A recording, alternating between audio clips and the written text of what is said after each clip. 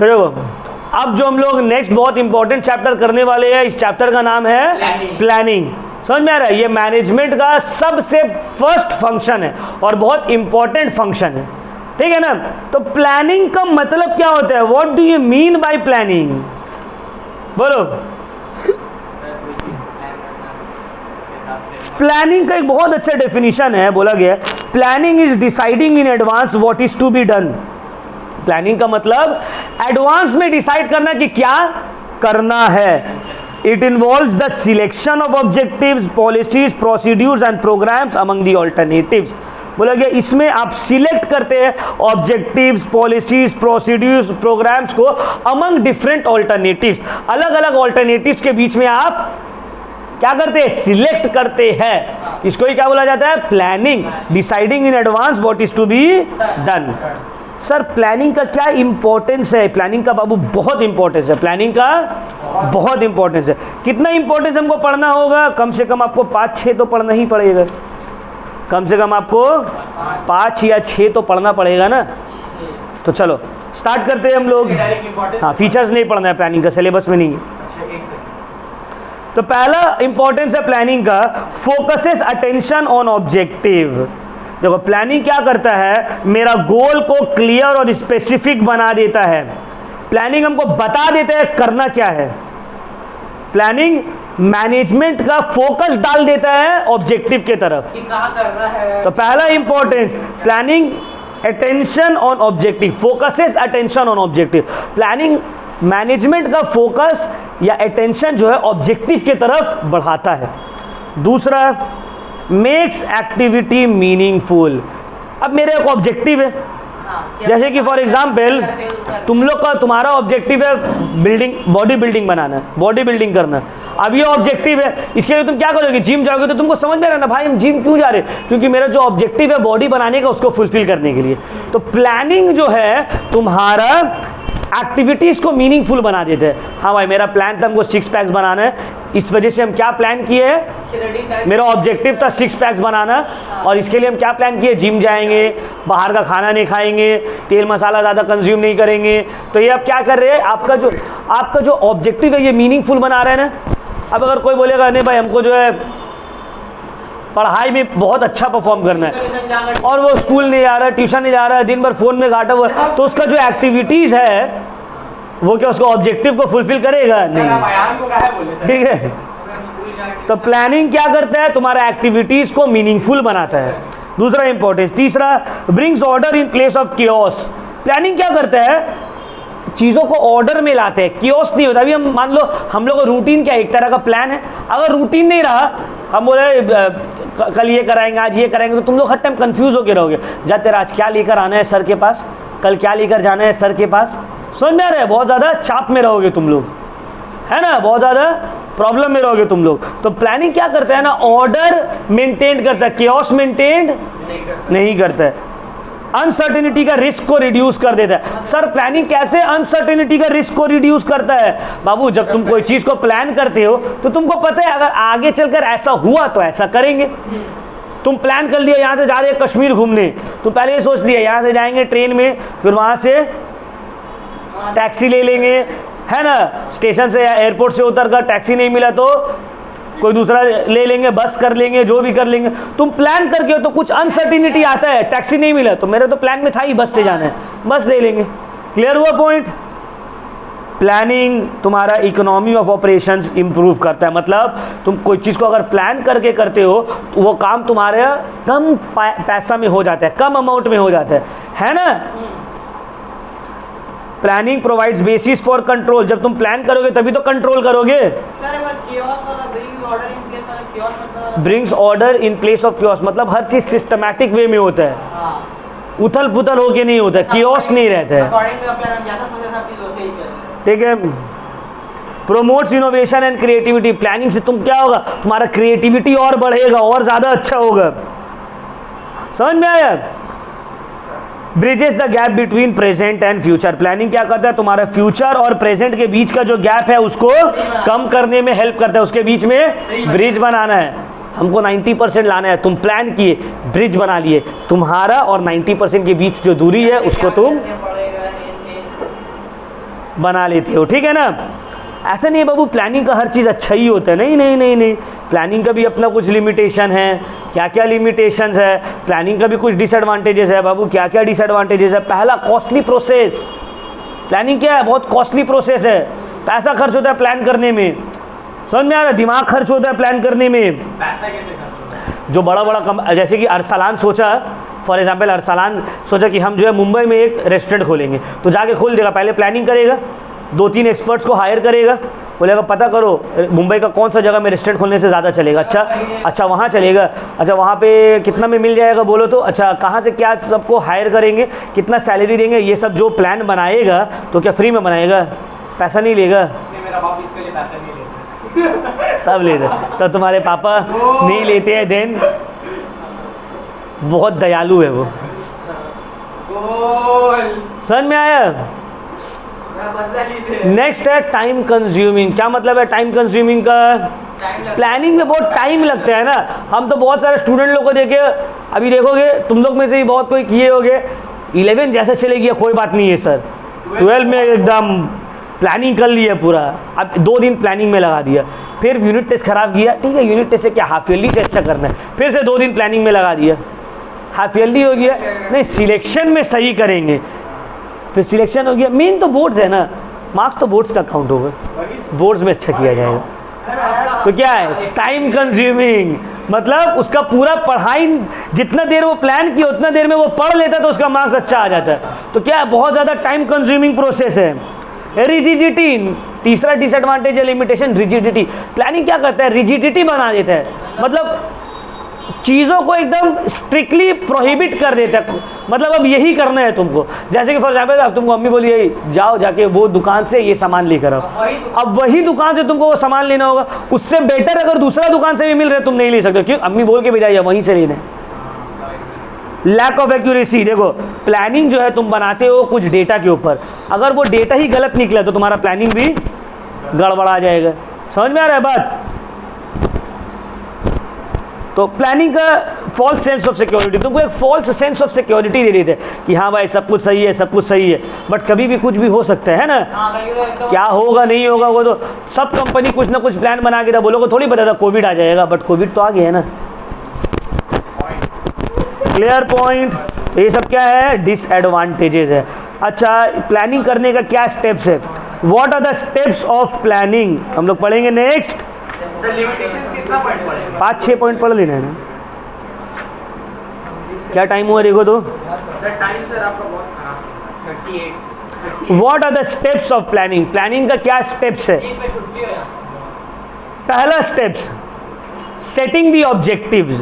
क्या मतलब है इसका सेटिंग द ऑब्जेक्टिव का? सबसे पहले प्लान करने से पहले तुम अपने एक ऑब्जेक्टिव बनाते हो ना, भाई हमको हासिल क्या करना है। समझ में आ रहा है? हमको हासिल क्या करना है, मेरा ऑब्जेक्टिव क्या है, मेरा गोल क्या है। तो सबसे पहले तुम एक गोल सेट करते हो, उसके बाद तुम क्या करते हो? डेवलपिंग द प्लानिंग प्रेमाइसेस, तुम कुछ अज्यूम करने लगते हो, क्योंकि कुछ अजम्पशन के ऊपर ही तो प्लानिंग बनता है ना। तो डेवलपिंग द प्लानिंग प्रेमाइसेस का मतलब है you start assuming certain things, तुम एक बाउंड्रीज बनाते हो जिसके बेसिस पे, जिसके ऊपर में तुम अपना प्लानिंग करने लगते हो। तीसरा है identifying alternative course of action. अब तुम अलग अलग रास्ता खोजते हो उस ऑब्जेक्टिव को फुलफिल करने का, अलग अलग ऑल्टरनेटिव देखते हो, अच्छा इससे भी हो जाएगा, इससे भी हो जाएगा, इससे भी हो जाएगा, 10 रास्ता है इस काम को करने का। Evaluating alternatives and choosing the best. अब सब रास्ता ढूंढने के बाद तुम सबको इवेलुएट करते हो, इसका क्या प्रोज एंड कॉन्स है, इसका क्या प्रोज एंड कॉन्स है, इसका क्या प्रोज एंड कॉन्स है, and then you select the best one. तुम क्या करते हो? जो सबसे बेस्ट ऑल्टरनेटिव रहता है उसको तुम सिलेक्ट कर लेते हो। After that formulating derivative plans, उसके बाद तुम क्या करते हो? डेरिवेटिव प्लान्स बनाते हो। डेरिवेटिव प्लान्स मतलब डिटेल्ड प्लान बनाते हो, सिलेक्ट कर लियो हाँ भाई ये करना है, अब तुम डिटेल्ड प्लान बनाओगे उस रास्ते को ही पकड़ के। एंड देन सिक्योरिंग कोऑपरेशन, बाकी सबसे तुम कोऑपरेशन को उम्मीद करोगे, बाकी जितना भी स्टेक होल्डर्स है ऑर्गेनाइजेशन में वो लोग मेरे साथ कोऑपरेट करें इस प्लान को इम्प्लीमेंट करने में। And then follow up action, फिर तुम उस प्लान को कंट्रोल करोगे, फॉलो अप करोगे कि हाँ सब कुछ सही चल रहा है या नहीं चल रहा है। क्लियर हुआ पॉइंट? ये हाँ ऑब्वियसली पढ़ना है, क्यों नहीं पढ़ना है? हाँ स्किप की है, ये आना है। नहीं अलग अलग प्रेमाइसिस को नहीं पढ़ने हैं, ठीक है ना। चलो नेक्स्ट हम लोग आते हैं टाइप्स ऑफ प्लान्स। कितना टाइप्स ऑफ प्लान है देखो, सबसे अलग अलग टाइप हो, बजट्स है, मेथड्स है, प्रोग्राम्स है, रूल्स है, प्रोसीड्यूर्स है, पॉलिसीज है, स्ट्रेटजीज है, ऑब्जेक्टिव्स है, बहुत सारा है, 5 ही पढ़ेंगे सर। ठीक है। स्टेप्स 5 नहीं, स्टेप्स सब पढ़ना होगा बाबू, सातों। स्टेप्स 5 पढ़ने से नहीं होगा, स्टेप्स को पूरा पढ़ना होगा, ठीक है। चलो अब आते हैं हम लोग नेक्स्ट टाइप्स ऑफ प्लान्स में। टाइप्स ऑफ प्लान में तुम लोगों को कौन कौन सा पढ़ना है? Objective, policy, procedure, method, role, budget, programme. Objective, policy, procedure, objective, policy, procedure, method, उसके बाद है rules, programme. Objectives, policy, procedure, method, role, budget, programme. सिर्फ स्ट्रैटेजी नहीं है, सब पढ़ना है। तो चलो हम लोग स्टार्ट करते हैं ऑब्जेक्टिव से। सब का तुमको क्या पढ़ना है? टाइप्स ऑफ प्लान का मीनिंग एंड फीचर्स। क्या पढ़ना है? टाइप्स ऑफ प्लान का क्या पढ़ोगे? मीनिंग एंड फीचर्स, ठीक है ना। सबका तुमको मीनिंग पढ़ना है और फीचर्स और डिफरेंस भी पढ़ना है। मीनिंग, फीचर्स और डिफरेंस। तो जब तुम मीनिंग और फीचर्स पढ़ लोगे तो डिफरेंस तो ऑटोमेटिकली बना ही लोगे। तो चलो स्टार्ट करते हैं ऑब्जेक्टिव से। सर ऑब्जेक्टिव का क्या मतलब है? Objectives are goals established to guide the efforts of the company of its components. देखो ऑब्जेक्टिव का मतलब होता है एक गोल जो कंपनी को गाइड करता है। ऑब्जेक्टिव का मतलब a goal which guides the company and each of its components। Objective क्या करता है? गोल के तरफ गाइड करता है कंपनी को। अब ऑब्जेक्टिव का क्या फीचर्स है? तो देखना जितना भी एक्टिविटीज होता है ऑर्गेनाइजेशन का वो हमेशा ऑब्जेक्टिव्स के तरफ होते हैं।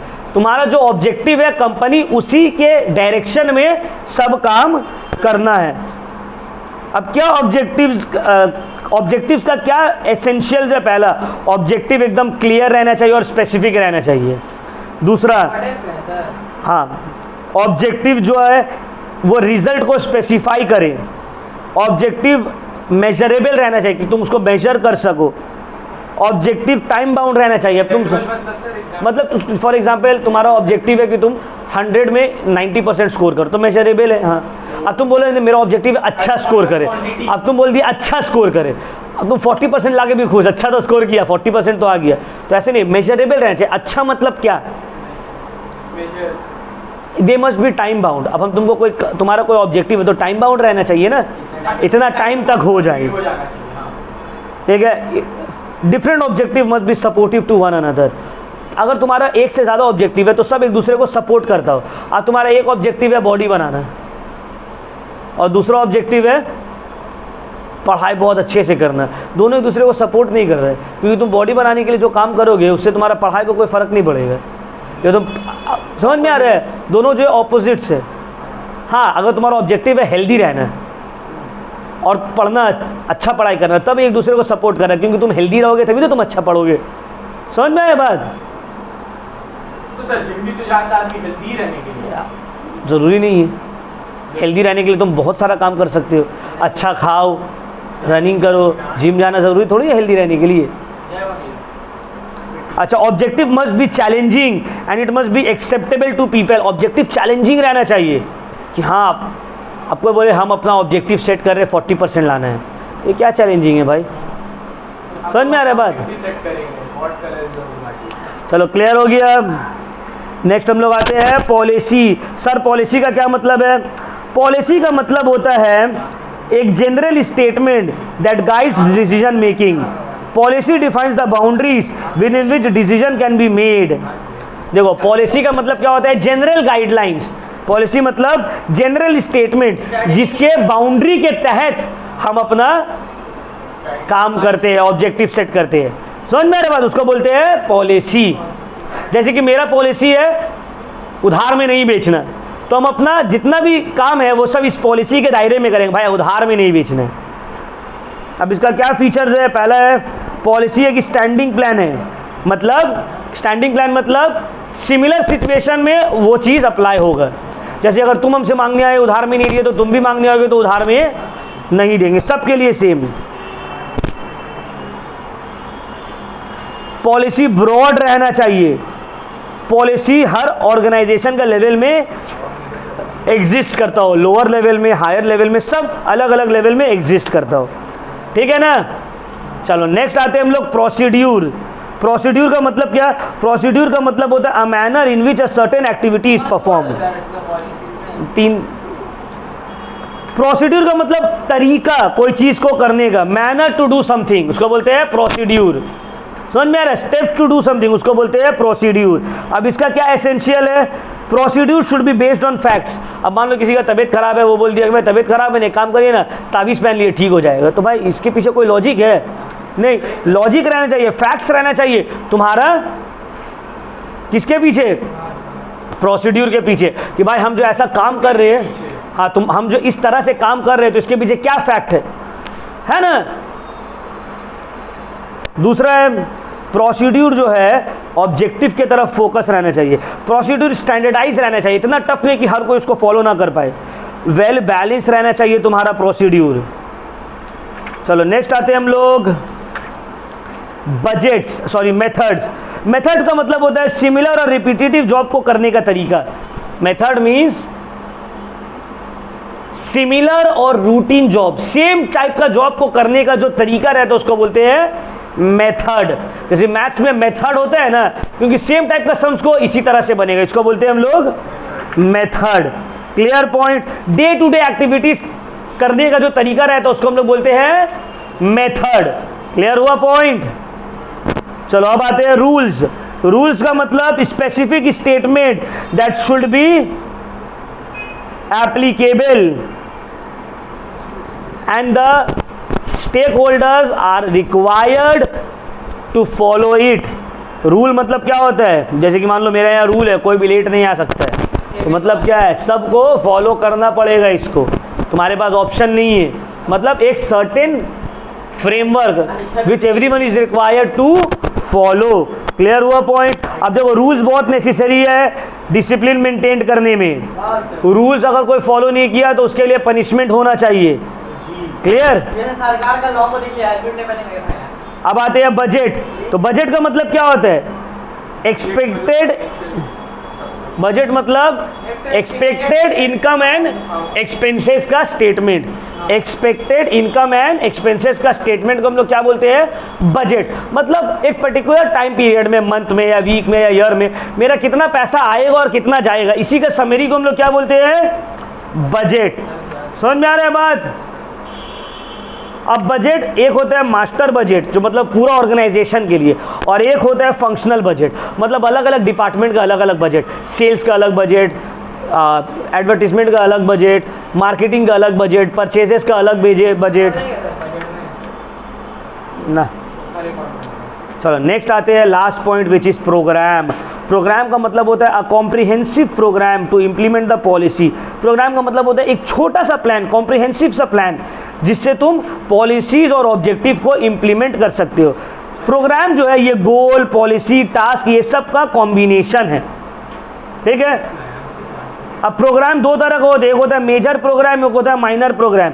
मेजर प्रोग्राम मतलब बड़ा प्रोग्राम, जैसे कि इंडिया से गरीबी को दूर करना, ये हो गया मेजर प्रोग्राम। अब माइनर प्रोग्राम जो ये बड़ा प्रोग्राम को सपोर्ट करने के लिए किया जा रहा है। अब क्या करें? फ्री में राशन बांट दिए, लोगों को काम दे रहे हैं, तो ये क्या हो गया? छोटा छोटा प्रोग्राम जिससे बड़ा प्रोग्राम को अचीव किया जा सकते।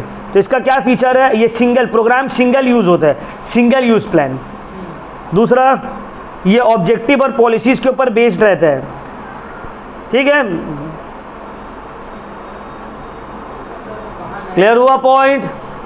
अब देखो सबका डिफरेंस भी तुम लोगों को पढ़ना है, ठीक है, सबका डिफरेंस भी पढ़ना है। Objective, policy, strategy, procedure, rule, फिर पेज टर्न करो ना, प्रोग्राम, शेड्यूल, बजट, सबको तो दिया हुआ है। डेफिनेशन, नेचर एंड एग्जाम्पल, कम से कम 3 भी तुम लोग पढ़ लोगे तो काफ़ी है। और पीछे में भी दिया हुआ है देखो, policy and procedure, policy and rule, rule and method, ये सब का डिफरेंस तुम लोगों को दिया हुआ है, ठीक है ना। ये वहीं से पढ़ लेने गए। पीछे में देखो तुम लोगों को तो क्वेश्चन भी कितने अच्छे से सॉल्व किया हुआ है, लिमिटेशंस दे रही है, एडवांटेजेस दे रही है, तो अलग से तुम लोग को लिखने की ज़रूरत नहीं पड़ेगा, क्वेश्चन दे रही है, बस यहीं से उठा के पढ़ लेना है। क्लियर? तो ये चैप्टर हो गया हम लोग का कंप्लीट। किसी को कोई डाउट है तो पूछ लो।